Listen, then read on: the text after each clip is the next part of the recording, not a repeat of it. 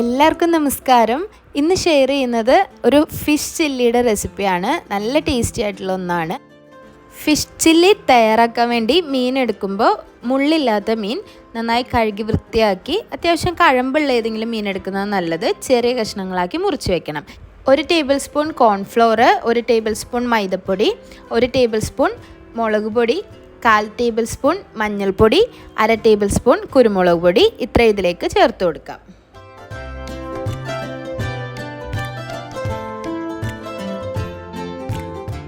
Teaspoon ഉപ്പും കൂടി ചേർത്ത് നന്നായി ഒന്ന് മാരിനേറ്റ് ചെയ്ത് മാറ്റി വയ്ക്കാം.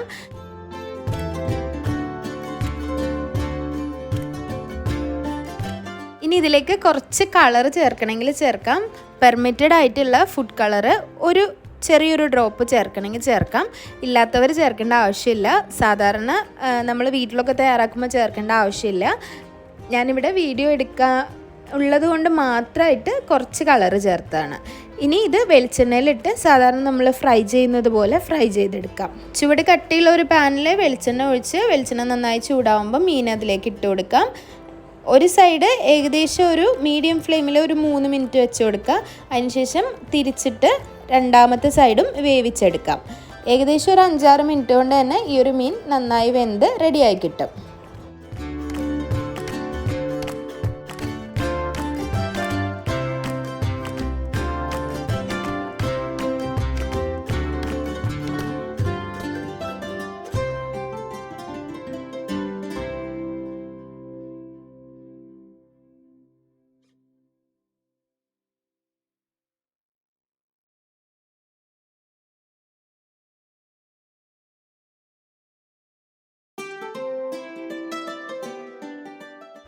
മസാല തയ്യാറാക്കാൻ വേണ്ടി മീൻ പൊരിച്ച വെളിച്ചെണ്ണയിൽ നിന്ന് ഒരു 2 ടേബിൾ സ്പൂൺ വെളിച്ചെണ്ണ എടുത്ത് ഒരു പാനിൽ ഒഴിച്ചൊന്ന് ചൂടാക്കി അതിലേക്ക് 2 ടേബിൾ സ്പൂൺ വീതം ഇഞ്ചിയും വെളുത്തുള്ളിയും ചെറുതായി ചതച്ചതും ഒരു 4 മുതൽ 5 വരെ പച്ചമുളക് ചെറുതായി അരിഞ്ഞത് ഇതിലേക്ക് ചേർത്ത് കൊടുക്കാം.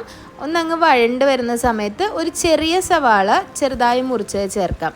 വലിയ സവാളയാണെങ്കിൽ പകുതി ചേർത്താൽ മതിയാവും. ഇനി അതിലേക്കൊരു ചെറിയ ക്യാപ്സിക്കവും ചെറുതായി മുറിച്ചത് ചേർത്ത് കൊടുത്ത് നന്നായി വഴറ്റിയെടുക്കാം.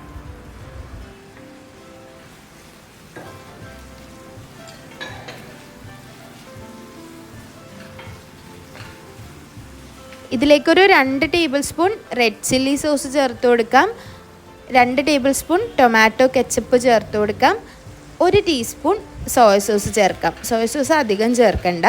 നല്ലപോലെ ഒന്ന് മിക്സ് ചെയ്യുക. സോയ സോസിന് അത്യാവശ്യം ഉപ്പുള്ളത് കൊണ്ട് ഉപ്പ് നോക്കിയിട്ട് ആവശ്യമുണ്ടെങ്കിൽ മാത്രം ഇതിലേക്ക് ഉപ്പ് ചേർക്കാം. പൊരിച്ച് വെച്ചിട്ടുള്ള മീൻ ചേർത്ത് കൊടുക്കാം. മീൻ ചേർത്ത് കൊടുത്ത് നന്നായി ഒന്ന് മിക്സ് ചെയ്തെടുക്കാം.